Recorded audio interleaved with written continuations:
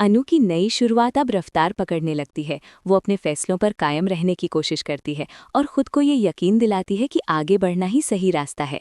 लेकिन किस्मत को शायद ये मंजूर नहीं होता कि अनु और आर्या सर इतनी आसानी से एक दूसरे से अलग हो जाएं।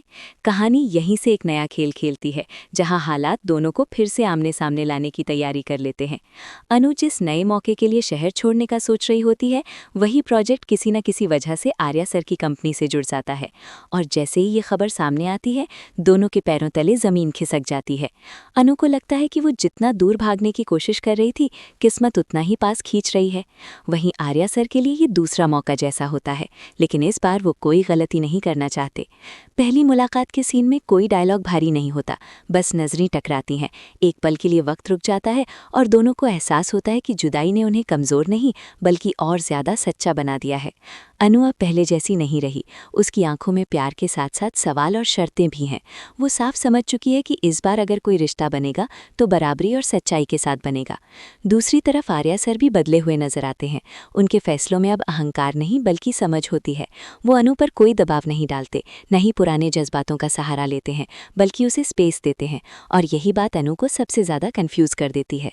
कहानी में यहीं से एक स्लो बर्न ट्रैक शुरू होता है, जहां दोनों प्रोफेशनल तौर पर साथ काम करते हुए भी पर्सनल बॉर्डर्स बनाए रखते हैं। लेकिन हर मीटिंग, हर प्रेजेंटेशन और हर छोटी जीत में पुराने जज्बात चुपचाप सिर उठाने लगते हैं। फैंस को ऐसे सीन देखने को मिलेंगे जहां अनु किसी आइडिया पर आर्या सर की तारीफ सुनकर अनजाने में मुस्कुरा देती है और फिर खुद को संभाल लेती है, या जहां आर्या सर अनु की कामयाबी देखकर गर्व महसूस करते हैं लेकिन उस पर हक जताने की हिम्मत नहीं करते।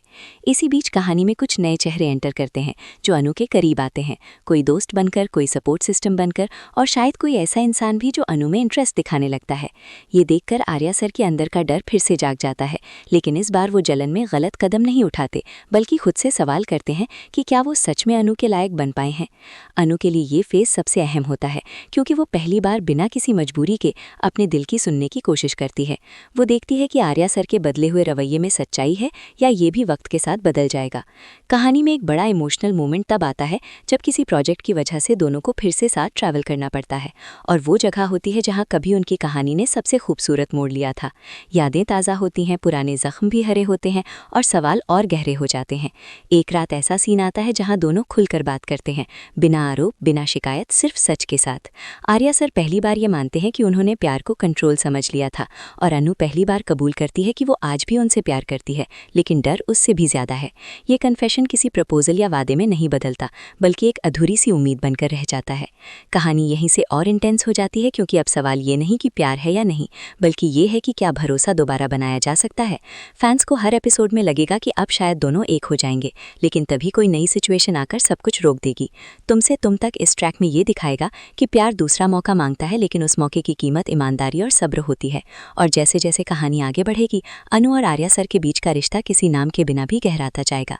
लेकिन फाइनल फैसला अभी बाकी होगा, क्योंकि किस्मत ने भले ही उन्हें फिर से मिलवा दिया हो, पर इस बार साथ चलने का रास्ता दोनों को खुद चुनना होगा। और यही चुनाव आने वाले एपिसोड्स में सबसे बड़ा ट्विस्ट बनने वाला है।